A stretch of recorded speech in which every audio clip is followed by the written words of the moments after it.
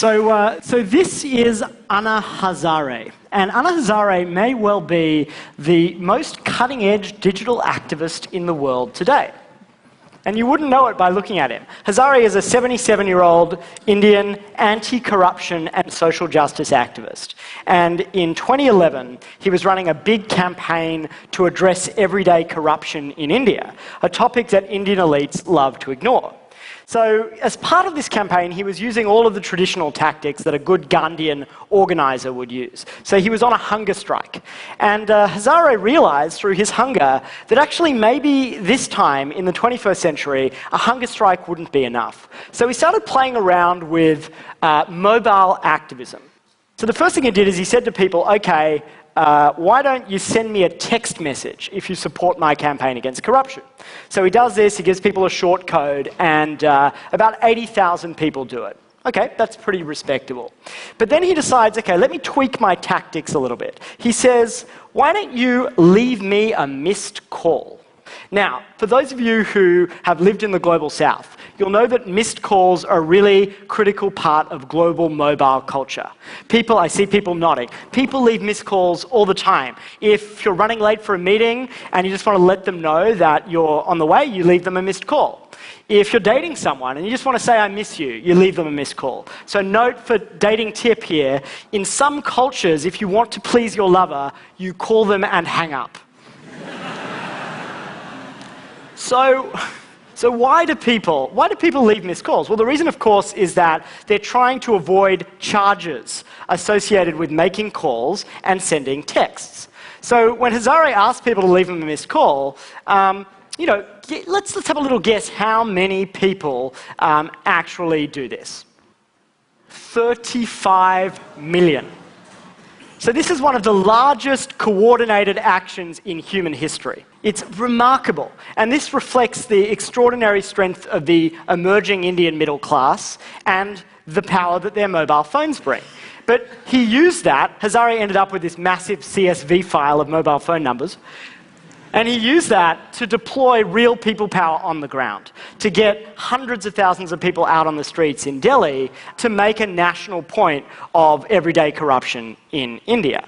It's a really striking story. So this is me when I was 12 years old. I hope you see the resemblance.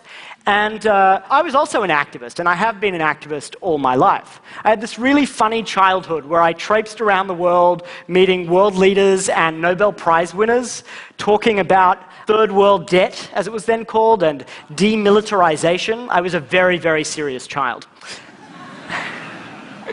And back then, in the early 90s, I had a very cutting-edge tech tool of my own. The fax. And the fax was the tool of my activism. And at that time, it was the best way to get a message to a lot of people all at once. And so I'll give you one example of a fax campaign that I ran. It was the eve of the Gulf War. And I organized a global campaign to flood the hotel, the Intercontinental in Geneva, where James Baker and Tariq Aziz were meeting on the eve of the war. And I thought if I could flood them with faxes, we'll stop the war. Well, unsurprisingly, that campaign was wholly unsuccessful. And there were lots of reasons for that, but there's no doubt that one sputtering fax machine in Geneva was a little bit of a bandwidth constraint in terms of the ability to get a message to lots of people. And so, I went on to discover some better tools. I co-founded Avaaz, which uses the internet to mobilize people and now has almost 40 million members. And I now run Purpose, which is a home for these kinds of technology-powered movements. So what's the moral of this story? Is the moral of the story, you know what, the fax is kind of eclipsed by the mobile phone. This is another story of tech determinism. Well, I would argue that there's actually more to it than that. I'd argue that in the last 20 years, something more fundamental has changed than just new tech.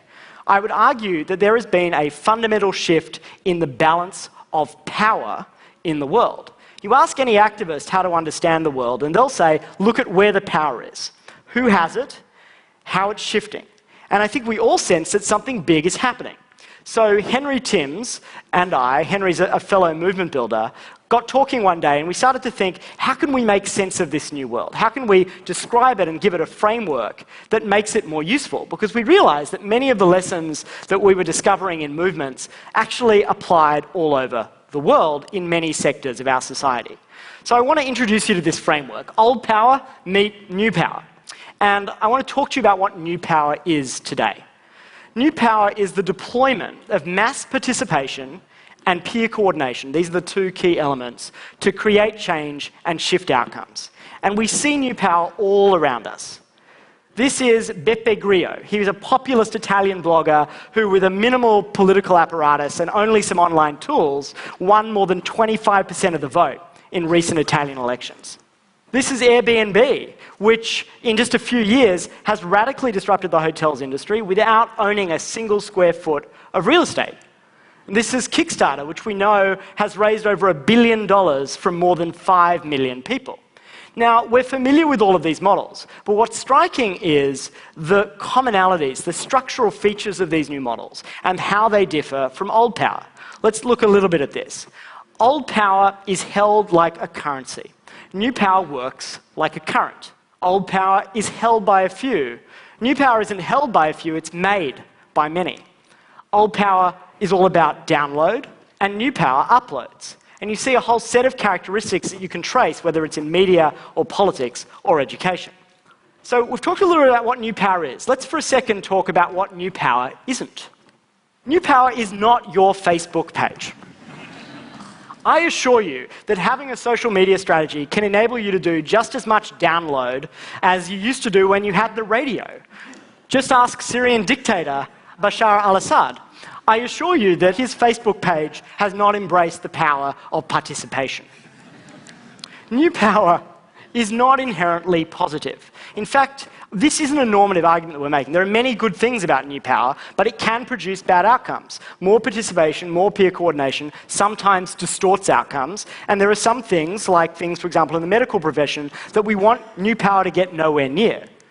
And thirdly, new power is not the inevitable victor. In fact, unsurprisingly, as many of these new power models get to scale, what you see is this massive pushback from the forces of old power. Just look at this really interesting, epic struggle going on right now between Edward Snowden and the NSA. You'll note that only one of the two people on this slide is currently in exile.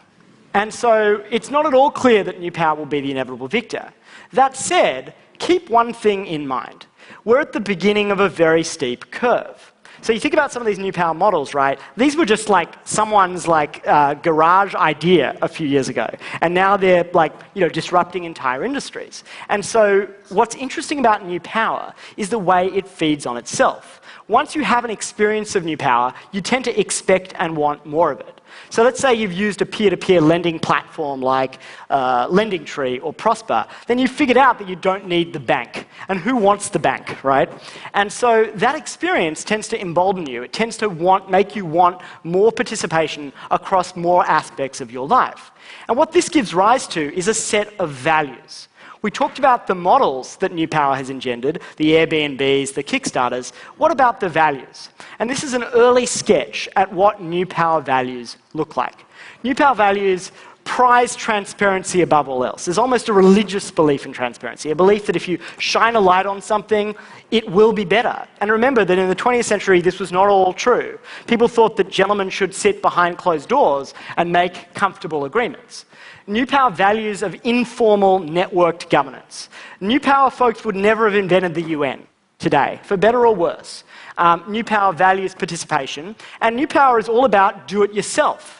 In fact, what's interesting about new power is that it eschews some of the professionalization and specialization that was all the rage in the 20th century. So what's interesting about these new power values and these new power models is what they mean for organizations. So we spent a bit of time thinking, okay, how could we plot organizations on a 2x2, where essentially we look at new power values and new power models and see where different people sit. And we started with a US analysis. And let me show you some interesting findings. So the first is Apple. In this framework, we actually describe Apple as an old power company. That's because, the ideology, the governing ideology of Apple is the ideology of the perfectionist product designer in Cupertino. It's absolutely about that beautiful, perfect thing descending upon us in perfection. And it does not value as a company transparency. In fact, it's very secretive. Now, Apple's one of the most successful companies in the world, so this shows that you can still pursue a successful old power strategy, but one could argue that there's real vulnerabilities in that model. I think another interesting comparison is that of the Obama campaign versus the Obama presidency. Obama...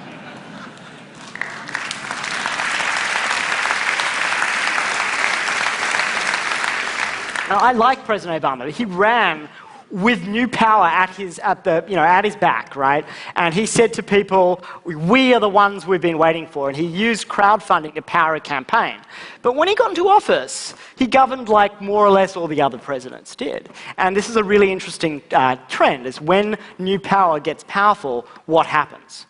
So this is a framework you should look at and think about where your own organization sits on it, and think about where it should be in 5 or 10 years. So what do you do if you're old power? Well, if you're there thinking in old power, you know what, this won't happen to us, then just look at the Wikipedia entry for Encyclopedia Britannica. Let me tell you, it's a very sad read. But if you are old power, the most important thing you can do is to occupy yourself before others occupy you, before you are occupied. Imagine that a group of your biggest skeptics are camped in the heart of your organization, asking the toughest questions, and they can see everything inside of your organization. And ask them, would they like what they see, and should our model change? What about if you're New Power? Is New Power just kind of riding the wave to glory? I would argue no. I would argue that there are some very real challenges to New Power in this nascent phase. Let's stick with the Occupy Wall Street example for a moment. Occupy was this incredible example of New Power, the purest example of New Power, and yet it failed to consolidate. So the energy that it created was great for the meme phase, but they were so committed to participation that they never got anything done. And in fact, that model means that the challenge for New Power is, how do you use institutional power without being institutionalized? On the other end of the spectrum is Uber. Uber is an amazing, highly scalable New Power model. That network is getting denser and denser by the day. But what's really interesting about Uber is it hasn't really adopted New Power values. This is a real quote from the Uber CEO recently. He says, once we get rid of that dude in the car, he means drivers, Uber will be cheaper. Now, New Power models live and die by the strength of their networks, by whether the drivers and the consumers who use the service actually believe in it. Because they're not an exercise of top-down perfectionism. They are about the network. And so the challenge, and this is why it's in no way surprising, that Uber's drivers are now unionizing. It's extraordinary. Uber's drivers are turning on Uber. And the challenge for Uber, this isn't an easy situation for them, is that they are locked into a broader superstructure that is really old power. They've raised more than $1 billion in the capital markets. Those markets expect a financial return. And the way you get a financial return is by squeezing your users and your drivers for more and more value and giving that value to your investors. So the big question about the future of New Power, in my view, is will that old power just emerge? So will New Power elites just become old power and squeeze? Or will that New Power base bite back? Will the next big Uber be co-owned by Uber drivers? And I think this is going to be a very interesting structural question. Finally, think about New Power being more than just an entity that scales things that make us have slightly better consumer experiences. My call to action for New Power is to not be an island. We have major structural problems in the world today that could benefit enormously from the kinds of mass participation and peer coordination that these New Power players know so well how to generate. And we badly need them to turn their energies and their power to big, what economists might call public goods problems that are often beyond markets where investors can easily be found. And I think if we can do that, we might be able to fundamentally change not only human beings' sense of their own agency and power, because I think that's the most wonderful thing about New Power, is that people feel more powerful, but we might also be able to change the way we relate to each other and the way we relate to authority and institutions. And to me, that's absolutely worth trying for. Thank you very much.